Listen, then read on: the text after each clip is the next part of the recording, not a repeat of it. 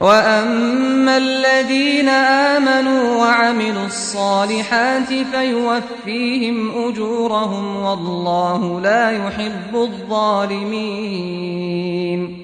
ذَلِكَ نَتْلُوهُ عَلَيْكَ مِنَ الْآيَاتِ وَالذِّكْرِ الْحَكِيمِ إِنَّ مَثَلَ عِيسَىٰ عِندَ اللَّهِ كَمَثَلِ آدَمَ خَلَقَهُ مِن تُرَابٍ ثُمَّ قَالَ لَهُ كُن فَيَكُونُ